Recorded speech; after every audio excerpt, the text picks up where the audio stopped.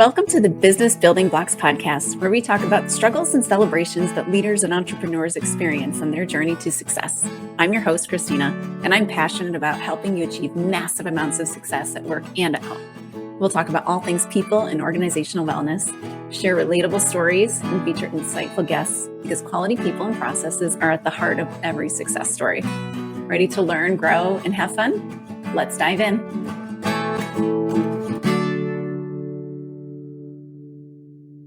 Hello, and welcome to the Business Building Blocks podcast. I'm your host, Kristina Schmitt. I have recently gone through a whole bunch of changes, personal life mostly, but it also impacts my business because, as I say many times over, our personal lives, our business lives, they're not as separate as we like to think they are. But ultimately, I have moved countries. I have moved from Canada back to the US. If you can't hear it in my voice, I am of the United States originally, but I've been in Canada for the last 15 years. We have just moved. But between that and a couple of weeks ago, I just had the most blessed time to be able to spend a week or near 4 days, I guess, with an amazing community of Catholic business owners and leaders, and just really got to talk about my faith, live my faith, go to mass every single morning, and talk about business. So these are like two of my most favorite things to talk about. The only other one I didn't get to talk about as much was food, but we still talked about that, I'm sure. But I got to talk about those things and just to be around people, that made me say, ooh, I got to step it up, both in my business and in my faith, and just help me to grow, to learn, expand my network, and all the things, all the good things that a great community around you does for you. As I am reestablishing myself in this new community of mine, it's bringing top of mind those things that are important about a community. As a leader, you are responsible for guiding all of your team, for guiding the direction of your business, and kind of being there for everybody all the time. And I have said for many years that leadership is a lonely business. It is lonely at the top. And leaders especially, like, number one, everybody needs community, but leaders especially need community because they have so much weight that they're carrying. They're not only carrying the weight of, I have to run this business, but they're carrying the weight of, oh, I've got this whole team around me and I need to help them develop and grow and make sure they have a paycheck at the end of the week and all of those things. And not all of us are great at boundaries. Sometimes we tend to take on the problems of our team as well. So here we are, we've got even more weight than we're even designed to carry. We need community. We need people that we can talk to, that we can unload some of our packaging, our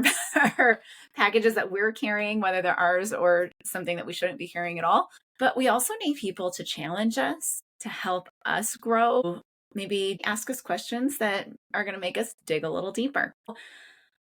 I just wanted to share with you some tips and techniques for realizing, hey, I need a community, or I need a different community, or I would like to have a better community around me. Well, there is a statement that gets tossed around a lot. Jim Rohn is credited with it, but you are the average of the 5 people you hang around most. I think I first heard this back in high school. For the most part, I was, the rule follower and all that. But for a short period of time, I fell into maybe not a great crowd, not a terrible crowd, but they were definitely a crowd, maybe not headed in the right direction. And so I fell in there.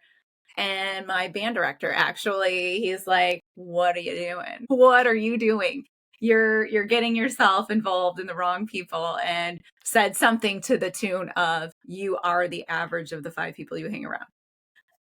It started to stick with me, but I don't think fully stuck with me. But this is where you kind of get into, okay, who am I hanging around? Inevitably, and I guess I'm going to hope that you're hanging around your family. That is definitely one layer of your community. You're also probably hanging around your team and your coworkers. Those are people you're around. But what I want to talk about is growing this intentional community, because while we all love our families, maybe they're not the community that's going to challenge us. And while we all love our coworkers, if you're the leader, it's not likely that you're finding the support and the challenge that an intentional community is going to give you. But I'm going to give 3 tips, 3 B things that are going to help us or help you establish that community, choose that community, and start to grow it. The first tip is to be intentional. I've touched on it already. When you set any goal at all, you have to have intentional action behind pushing yourself toward that goal. If you're thinking about, I want a better community, it's very helpful to define, okay, what am I looking for in a community? So give an example, when I'm looking at my new community that I'm in, my new living community, I want to have a faith-filled community around me.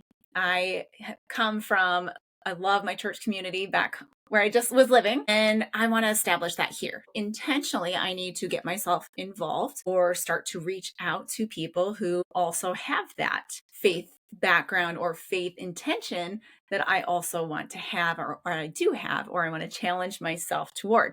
Being very intentional is important. So if, just practically speaking, if you're not sure what you want, it's helpful to create a list of, these are the types of communities that I want. That's one part of my community. Another part is, I run my own business and I work with businesses. So I really would like a business focused community or entrepreneurs. So finding a place where I'm going to have that too. So that is going to be another intentional community I'm going to seek out. And, there might be many others. Maybe you've got, reading as a priority. Seek out other readers, go to the library more, meet people there. If people don't talk that much at the library, probably, but reaching out and finding those communities and reaching out and being intentional for what are the types of community I want to build around me. Obviously, if you're a leader, finding that leader community or finding an area where you're going to get that support. And it might be like a one-off sort of, one person that is a member of many of your community that can be that support, like a coach or a mentor or a good friend that also is in business. So those are some very intentional things you might want to drive after.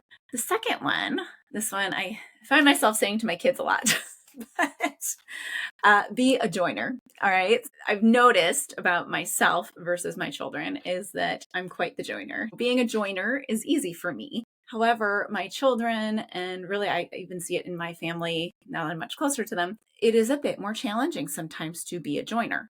We have to be comfortable and start to say, I'm going to do that, and bring ourselves kind of together in order to join things so we can, intentionally chase after that community and stretch our network a bit. So as much as it might be difficult, you might have some thoughts that get in the way. It can be very helpful to be a joiner because that is going to help you meet more people.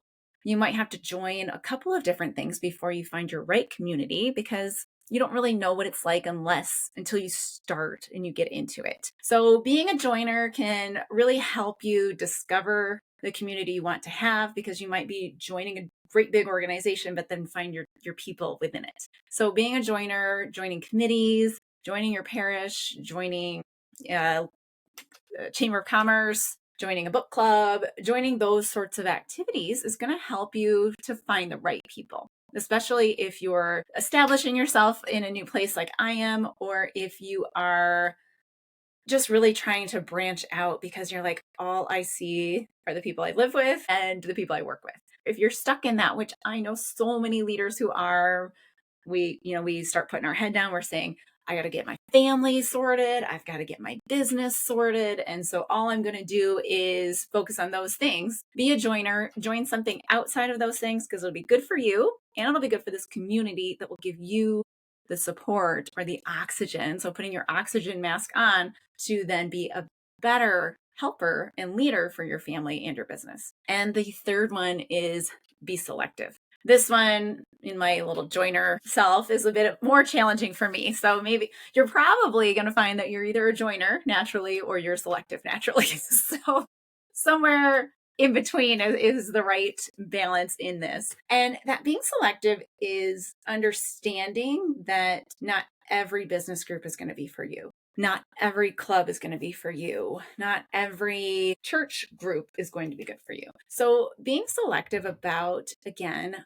who it is or what it is you'd like to surround yourself with is going to be very helpful. And that can look like many different ways. And it goes really back to the first one that I mentioned, which is that being intentional. So going back, sitting and thinking through who and what type of people do I want to surround myself with? And it might take some testing it out, but as you start to get involved in a group, you want to start to say, is this group helping me? Is this group stretching me, challenging me in a good way? Is this time that I'm spending with them, is it fruitful? And am I getting what I need from it? So understanding what those needs are is a huge first step in that selection. So if you're trying to figure out what those needs might be, it can be helpful to go back to your values. So I did a podcast a long, long time ago now, which feels like a long time, probably not that long, about your personal strategy. So you want to understand what your personal values are and what your personal strategy is, really way even before you do your business strategy, because that's going to help. But this is also part of that. This understanding your values, and you want to find people with similar values that are going to challenge you to grow in virtue, challenge you to dig in deeper with those values, and challenge you to maybe stretch your boundaries in a good way.